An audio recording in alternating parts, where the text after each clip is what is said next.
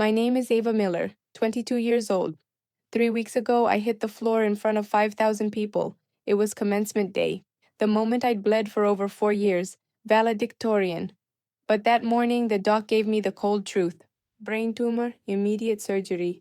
They called my mother. They called my father. Nobody picked up. 3 days later, I woke up in ICU. The first thing I saw wasn't my family. It was my phone. A photo on Instagram. Manhattan. Times Square. My mom, my dad, and my sister Chloe. The caption read, "Family getaway. Finally some peace. No stress, no drama." I was the drama.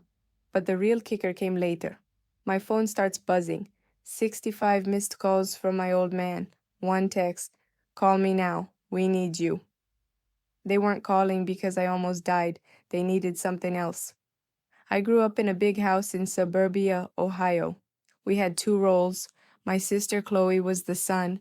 I was just the girl who figured it out. Chloe was 25, beautiful, engaged, the trophy child. I was the responsible one, the one who didn't ask for gas money, the one who worked the double shifts at the diner after classes. I had the scholarship, I paid the rent, I bought the books. To them, independent was just a nice word for ignored. That night, I called the only man who ever looked me in the eye, Grandpa Joe. "Ava, honey, I was just thinking about you." His voice was the only place that felt like home. We talked about my speech, my nerves. Before he hung up, he said, "Your grandma Sarah would have been so proud. She died before I was born, but Joe said I had her fire." "I got something for you, Ava," he said, "a gift Sarah wanted you to have when you finish school." 1 week before graduation, I was a ghost. 0 sleep, too much caffeine, a headache that felt like a localized earthquake.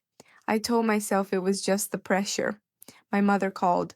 "Ava, we need you home this weekend. It's Chloe's engagement party." "Mom, I'm working, I'm studying." "Switch your shift. Your sister needs you." At that party, I was the waitress. I served the drinks. I cleared the plates. I was the help in my own home. After the party, my mom corners me in the kitchen. "Big news, Ava. We're going to NYC, the plaza, this Friday." My heart stopped. "But Saturday is my graduation. I'm giving the speech." Mom just shrugged. "The tickets were booked months ago. Chloe needs the celebration." My dad walked in, didn't even look up from his watch. "You're a tough kid, Ava. You'll handle it. You always do." That night, I cried in my car until I couldn't breathe. Graduation day, 5,000 people, families, flowers. I had 2 people in my corner, my roommate Maya and Grandpa Joe. 2 seats next to them stayed empty. When they called my name, I walked up that stage. "Ava Miller," I started the speech. "I'm here because of the people who believed." The world tilted. The pain in my head exploded like a flashbang. I saw Joe stand up, Maya running, and then total black.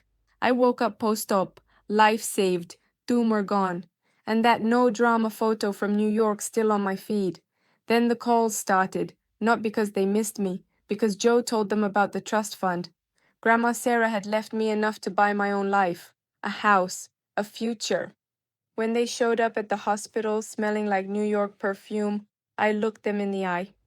"I don't hate you," I said, "but I'm done. I'm choosing me." Today I teach literature in a small town. I have a quiet apartment, a life I built with my own 2 hands. My mother sends emails. My father calls every Tuesday. Chloe, she still doesn't get it, but I learned the hard way. You can't win the love of people who aren't looking for it. You don't have to break yourself to prove you're worth a seat at the table. Real family is in blood. It's whoever stays when the lights go out. For me, it was 2 people, and that's plenty.